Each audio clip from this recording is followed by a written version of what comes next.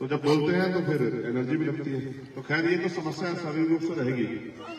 मैं अपनी बात को शुरू करते हुए सभी संतों महापुरुषों को नमन करता हूं और रामपुर बिसाना उर्फ कसोर, रामपुर बिसना उर्फ कसोर, जब मैंने नेट पे ढूंढा, मैं दूरी देखता रहता हूँ कि भाई इस गांव से दूसरे गांव, तो मुझे कसोर मिला ही नहीं। रामपुर बिसना तो मिल रहा था, कसोर नहीं मिल रहा था। इनमें से भी कोई बता नहीं पा रहा था। मैं सोच रहा कि कसोर है कहाँ, तो यहाँ पे पता लगा कसोर यहाँ।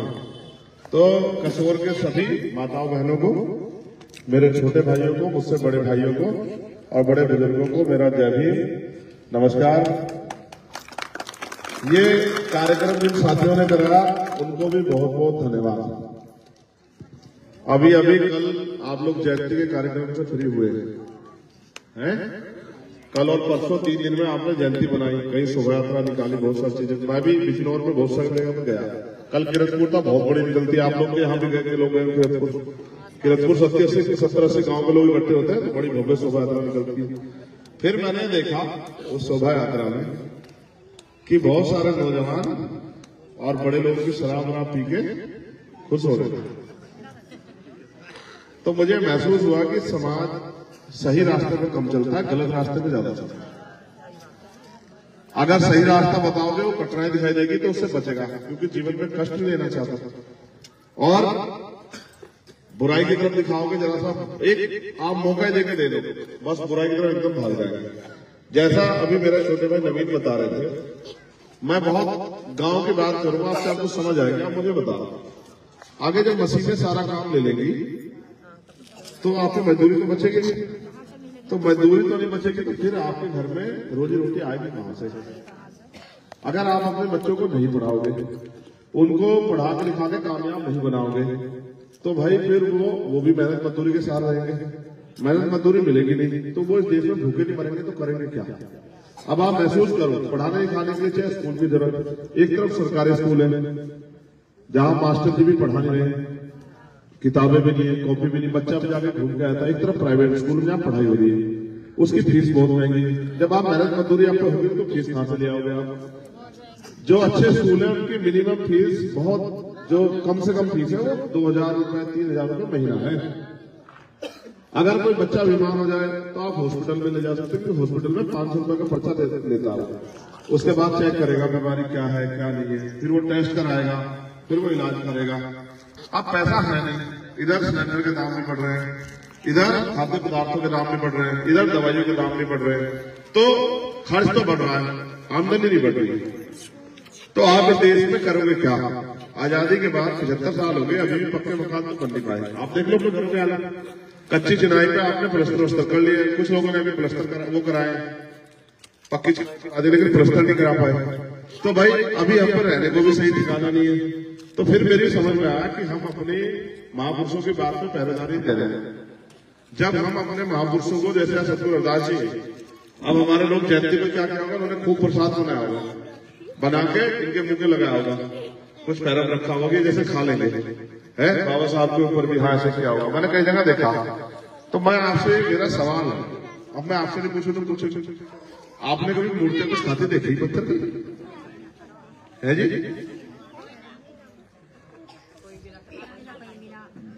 जब पत्थर का शेर आपको नुकसान नहीं पहुंचा सकता तो आपको ताकत दे सके पत्थर का शेर? आप महसूस करके देखो अपनी जिंदगी में, प्रैक्टिकली बात बता।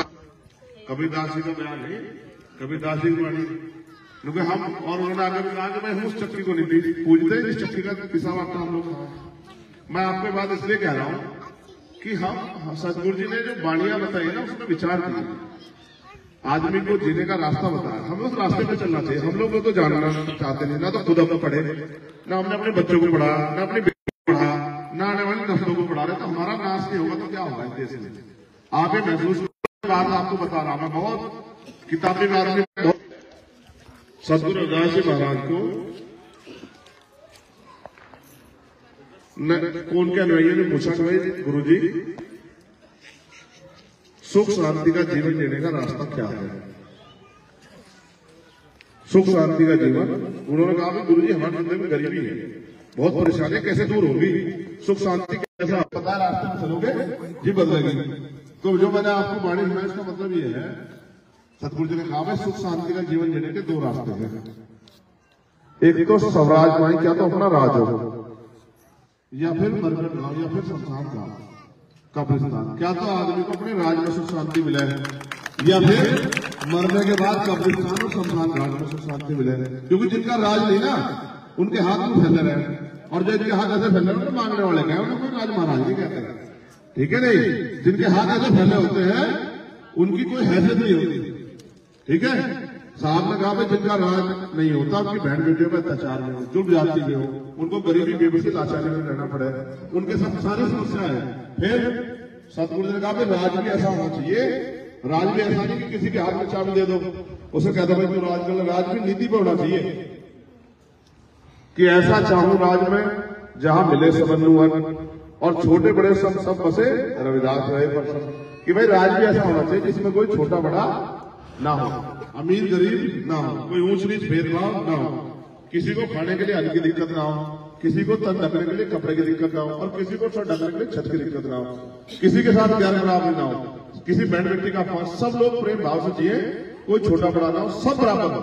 तो राज ऐसा होना चाहिए, राजा ऐसा होना चाहिए जो ऐसे राज की व्यवस्था करिए। बाद में 600 साल से पहले और नाम भी दिया राज का, उन्होंने कहा बेगमपुरा शहर बसाओ। बेगम का मतलब होता है बिना गम का शहर, बिना गम का प्रदेश, बिना गम का देश, बिना गम का राज, कि जिस राज में किसी की जिंदगी में कोई गम ना हो। अब आप अपनी जिंदगी को चेक करो कितने गम है। पढ़े लिखे नौजवान बच्चों को जिनको मेहनत करके आपने अपना पेट काट काट कर पढ़ाया, उन्हें रोजगार नहीं मिल रहा। आपके घर परिवार के लोग मेहनत मजदूरी पे जाते हैं सुबह चौक पे, तो कोई खरीदार नहीं आता, कोई इनको मजदूरी दे दे वो वापस आ जाते हैं, और खर्चे रोज के बराबर है। तो आप गरीबी बेबसी में पड़े हो, क्योंकि आपका राजकाज है नहीं। अब राजकाज, जब पहले राजतंत्र था तो राजतंत्र में तो तलवारों में मिलता था। जैसे ये 2 टीम है, इधर की सेना इधर की सेना आपस में लड़ती थी, जो जीत जाता था उसका राज आ जाता था, फिर वो अपनी योजना बनाता था। तो अब तो बाबा साहब अम्बेडकर ने अपने 4 बच्चे कुर्बान करके आपके अंगूठे में दे दी ताकत, बटन दबाओ राज ले आओ, बटन दबाओ राज ले आओ। लेकिन अगर अभी हम राज नहीं ले पा रहे तो भाई सबसे बड़ा नालायक कौन होगा? आप महसूस करो, इन किसी का ईंट भी नहीं मारने, ना पत्थर ना लाठी मारनी, बस वोटिंग वाले दिन जाके जिम्मेदार था वोट देना। साहब ने कहा वोट की रक्षा से घटिया से बैंड बेटी की रक्षा करने तट रहे। अब बैंड बेटी की रक्षा जैसे होती है ऐसी वोट की रक्षा करने वाले लोग कहीं वोट को बेचे हैं? आप बताओ, कोई अपनी बैंड बेटी को बेचता देखा आपने? आप बताओ भाई, कोई बेचता है अपनी बैंड बेटी को? जो बेचता है समाज में उसकी इज्जत होती है? तो वोट तो ऐसे सोचते हैं जैसे बैंड बेटी के लिए लड़का देखते हैं। जब अपनी बिटिया का ब्याह करते हैं तो लड़का ढूंढ के लाते हैं, और उसमें ढूंढने में इसमें कोई कमी तो नहीं, और फिर उससे पूछते हैं भाई तो ठीक ठाक रखेगा, फिर उसके यहाँ शादी करते हैं। तो वोट को भी ऐसे जिम्मेदार आदमी सोचना चाहिए। अब तक आपने जिसको वोट दी कोई भी आ गया, आपने जाति धर्म के नाम पर वोट दे दी। अब आप मुझे ईमानदार से बताओ, मैं तो नहीं काम आया 100 रुपए पहले, जिसको पिछली बार वोट दी थी 5 साल में एक बार आपसे सब कुछ पूछने का, ईमानदार से बताओ। अपने दिल में हाथ रखो, क्या आया 5 साल में एक बार भी? लो पूछने भाई तेरा बच्चा बीमार तो नहीं, तेरी बेटी को पैसे की दिक्कत तो नहीं, तुझे पढ़ाई में दिक्कत तो नहीं, तेरे यहाँ कोई और परेशानी थी, तेरे पेट में कोई अन्न को उसकी खाली, तेरा पेट भूखा तो नहीं, तेरे घर में मकान तो चलो पूछना है। तो भाई फिर आपने वोट क्यों दी थी उस आदमी को? जो आदमी आपकी ताकत लेकर आपका भला न करे वो आपका कैसे हो सके? मेरे बारे में तो आप ये जान लो, आपको सिलेंडर जो है, हाँ ये सिलेंडर नहीं था, ये लालच था। देखो पहले आदमी क्या कर रहा था, देखो इधर गोल करो, आपस में बात ना करो। अब मैंने कहा ना गम का बिना गम का राज था, सबके घरों में कम है, सबके। अगर मैं कहूंगा ना अच्छा कम लिखवा दो तो लिस्ट भर जाएगी पूरी, इतने कम है, आप लोग घरों में चेक कर लो चाहे, ठीक है। तो पहले क्या होता, रात के अंधेरे में होता आदमी चुनाव के समय, और वो क्या होता किसी गांव के मजबूत से आदमी बोल रहा, किसी को पैसे दे तो पैसे ले लो और वोट में दे दो। तो अब वो काम हो गया बंद। क्यों? हमारे जैसे लोग भी गांव में से नौजवान भी लड़ रहे खड़े रहे, हमारी बस्ती फिर बताओगे। तो अब क्या हो गया, वो लाते योजना, अब गैस सिलेंडर फ्री ले लो हमें वोट दे दो, राशन ले लो हमें वोट दे दो। अब जी वोट दे दोगे उन्हें तो फिर भाई आपको तो हाथ ही बनाना पड़ेगा 5 साल। जिस वोट से बढ़िया से बढ़िया स्कूल बन सकते हैं, जिस वोट से बढ़िया हॉस्पिटल बन सकते हैं, जिस वोट से उद्योग धंधे लग सकते हैं, रोजगार मिल सकता है, जिस वोट से बैंड वीडियो की के साथ होने वाले अन्याय जुल्म जाति को रोका जा सकता है। जिस वोट से माँ बहनों को घर पर रोजगार मिल सकता है, उस वोट को आप 1000-2000 रुपए में दुश्मन को दे दो, सिलेंडर में दे दो, और फिर राशन में देने लगे तो 5 किलो में फिर 18 भला कौन करता है? आप ये महसूस करो, आपको जो राशन मिलता है वो कहां से आता है आपको पता है? बताओ मुझे, इधर देखो, मैं मेरा आपस में बात मत करो। ये जो राशन मिलता है कहां से आता है? सरकार अपनी जेब से देती है क्या? बताओ फिर इसका पैसा कौन देता है राशन का आपको? है? हाँ, ये बात आप समझो, मैं समझाऊंगा, देखो पूरे कायदे की। आप भी समझ जाओ नौजवान लोग, आपको इस देश में राज करना है तो समझ लो। पहले एक भाई बोलो ना, आप 1 रुपए का सामान खरीदोगे, जैसा आपने माचिस की एक डब्बी खरीदी तो उसकी जो कीमत है पैकेट में लिखी हुई 1 रुपए, ओरिजिनल कीमत है 72 पैसे। 28 पैसे जाएंगे सरकार खाते में, यानी कि 28% टैक्स है 1 रुपए। ठीक है, 100 रुपए का सामान खरीदोगे तो 28 रुपए जाएंगे सरकार खाते में। आप गिरा पड़ा परिवार भी, पूरा परिवार मिलकर 1 महीने में 5000 रुपए का सामान तो खरीद गए है जी, तो 1400 रुपए सरकार खाते में चले गए। अब उस 1400 रुपए से 200-300 रुपए का उन्होंने आपको राशन दे दिया, ठीक है, तो उनकी तरफ बच गया आपको 1100 रुपए। फिर उन्होंने क्या करा, फिर सिलेंडर कर दिया उन्होंने 350 तो उठा के 1150 रुपए का, 800 रुपए आपसे वहां ले लिए, 120 रुपए वाला बिल कर दिया 400-500 रुपए का, तो 300-350 रुपए आपसे वहां ले लिए। और जो भी दवाई देनी, जो पहले जो 10-20 रुपए की मिली थी, युवा कर दी 50 रुपए की, तो उसमें भी ले लिए। पहले किराया आप यहां से वहां जाते हो, कैंट पैसे किराया लगाता, तो जाकर चुड़गढ़ जाने का है, कह में जाओ मेट्रो में, उसमें कैंट पैसे देख रहे हो 10 रुपए, और यही अगर आप 3-4 साल पहले जाओगे तो 5 रुपए में जाते होंगे, जाओ तो नहीं जाओगे, तो महंगाई तो दुगनी बढ़ गई। और आमदनी तो मनरेगा में जो काम कर रहे 100 दिन का वादा करा सरकार ने, 25 दिन काम, 40 दिन काम मिला, टैक्स सारे दे रहे, मेहनत भी कर रहे हैं। और गजब की बात सुनो, विधवा पेंशन नहीं मिल रही, वृद्धा पेंशन नहीं मिल रही, विकलांग पेंशन नहीं मिल रही, और ये जो नौजवान बैठे पढ़े लिखे, इनको बेरोजगारी भत्ता नहीं मिल रहा। तो सरकार पैसा लेकर जा रही, सरकार पैसे वालों को दे रही है, अमीरों को, पूंजीपतियों को, और आपकी जेब काट रही। तो अगर आपको वो पैसा अपने ऊपर लगवाना, तो फिर आपको भी अच्छे लोगों को ये मौका देना पड़ेगा। आप उन्हें चोरों को देते रहोगे, उन्हें जो 5 साल आपकी तरफ देखते भी, तो फिर आप मत कहो कि हमारी जीवन समस्याएं तो रहेंगी ही भाई। जब आप अपनी रोकथाम नहीं करने के, अपनी ताकत नहीं बढ़ाने के, तो मैं ही क्या कर दूंगा? जब आप मुझे अवसर दोगे तो फिर मैं करके दिखा दूंगा मैं क्या कर सकूं भाई। आपका बच्चा अगर आप उसे नहीं पढ़ाते, तो फिर वो क्या कर लेता? आप उसे स्कूल के बाहर रखते हैं, आप लोग कहते हैं डॉक्टर बन जाएगा, बन जाएगा डॉक्टर। जब आपने पढ़ाया उसे कहते हैं इंजीनियर बन जाएगा, कहां से बन जाएगा? आपने स्कूल तो एक दिन भेजा नहीं। जब तक आप ताकत नहीं बढ़ाना के, आपको फिर वो बेगमपुरा राह जाने का ही। ठीक है, अब ये जो हमारे बड़े लोग बैठे हैं, अब बताओ 75 साल हो गए आजाद हुए, इस आजादी समझ रहे कि रोटी टिकट डालने पड़ रही, इस आजादी समझ रहे। अगर आजादी यही है तो ये जो करोड़पति कोरोना काल में देश की आमदनी घट रही थी और अडानी इतना पैसे वाला होता चला किकर चला गया, क्योंकि उनके सर पे अरे पूरी जिंदगी बीत गया, हाथ अपने लाइनें देख कितनी और फालतू होंगी, जितनी कुदरत ने बनाई उससे भी 500 लाइन फालतू हो गया। में रगड़ के बर्तन कर मेहनत चला कर खुरपा चला कर दानती, ये भी जी मैं समझा रहा, फिर भी आपस में अपने आप करिए कि मेरे ड्यूटी होना, मेरा किक्कर हो जाएगा। जी वोट का टाइम आवा, जिनको दम जो है 100-200 रुपए तरफ देखो किक्कर हो जाएगा। और जी वोट का टाइम आवा, जिनको अजी वो फलाना बढ़िया कपड़े वाला, उसके कपड़े बहुत बढ़िया थे, इसमें बढ़िया उसे दे दो, पैसे वाला सारा भला करेगा। पैसे वालों क्या मतलब था? पैसा वाला कोई मंडल बात नहीं खड़ा है, तुम पैसे वालों को चक्कर पड़ोगे तो नाश भी होगा सारा। क्यों भाई बताओ, कोई अमीर सारा रिश्तेदार जो होगा आवेगा फिर अमीर अगर गरीबों के रिश्तेदार होते तो नाश होता। अमीर तो वो फेरना नहीं कर रहे, जितना ये फेर ले 5 साल वालों ने, ठीक है, तो इन्हें अमीरों के इनका बजाओ जुटता, इनका तो अपने वाले को चंद्रशेखर आजाद को वोट जी बजाना पड़ेगी ताकत, अन्य फेर करना हो 5 साल। देखो जिनका राज ये तो किसी सुनो, इस देश में मुसलमान अब ऐसा सवाल है मस्जिद में घुस पाने, स्कूल कॉलेज कोई खोल रहा है तो लट लग रहे हैं, स्कूल कर दे रहे अपन। और पहले नौकरी आती पाल का, प्रजापति का, कश्यप का, सैनी का, विश्वकर्मा का, सैन का, चमार का, वाल्मीकि का, पासी का, धोबी का, खटीक का बच्चा जो है स्कूल में जाता, पढ़ लिख कर डॉक्टर इंजीनियर बनता। ये सारी सरकार नौकरियां खत्म कर दी, बिठा लो कुर्सी पे, ये बिठा लो, देखेंगे जातिवाद में कौन बिठाता कुर्सी पे। ठीक है, पहले तो वकील भी बनता, जज भी बनता, डॉक्टर इंजीनियर, IAS IPS भी बनता, ये कहां बन जाएगा।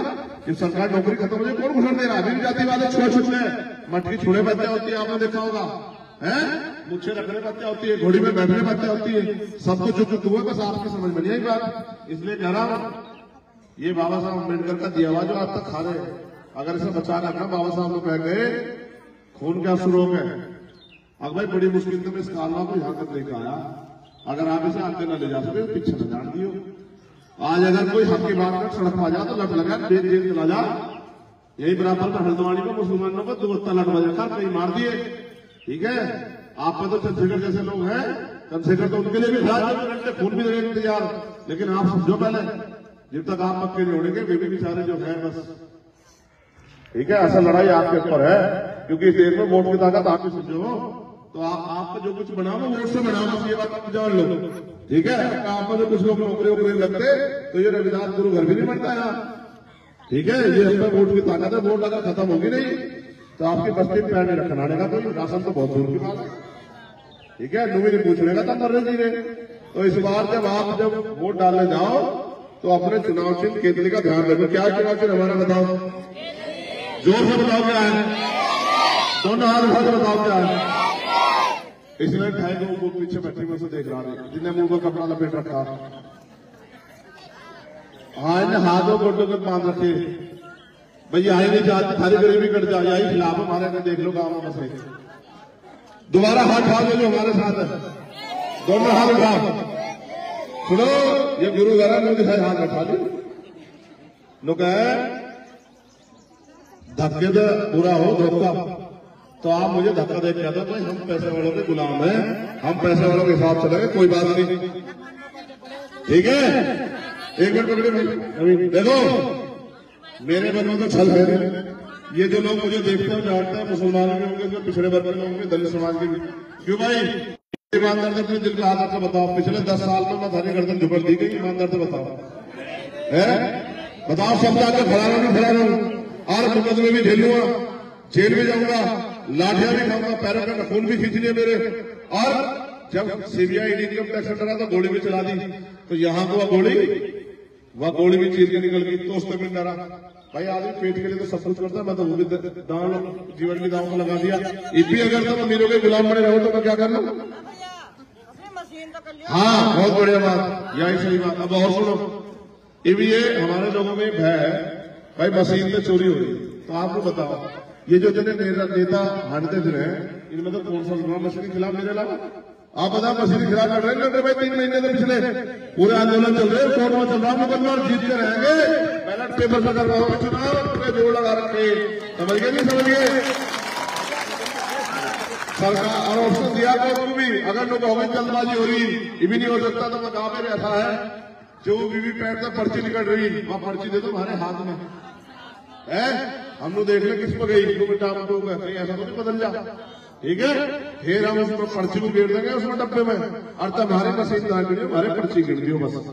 ठीक है नहीं भाई, जो हम 5 साल वोट देकर इंतजार करें, 2 दिन और इंतजार कर लेंगे, क्या जा रहा हमारा, ऐसा थोड़े हम बहुत कारोबारी हो जाएंगे 2 दिन में। लेकिन हाँ अगर हमारी ताकत बढ़ गई, हाँ उसका इंतजाम मगर लूंगा, हम यहाँ गाँव में इंतजाम कर लियो। ठीक है नहीं भाई, अच्छा सुनो, तारी तो एक गांव का मामला, मुझे उसका चिंता है नहीं, दिन रात लग रहा है नहीं, तो तुम अपना मन पक्का रखियो, बोला समझ लियो कि मैं जब गया लोग चल दो है, कभी कोई पैसे वाला लगा करे पैसे रख लो। बताओ क्या किसी किसी चाहते पैसे, बताओ हाथ उठाओ, किसे पैसे चाहते हाथ उठाओ।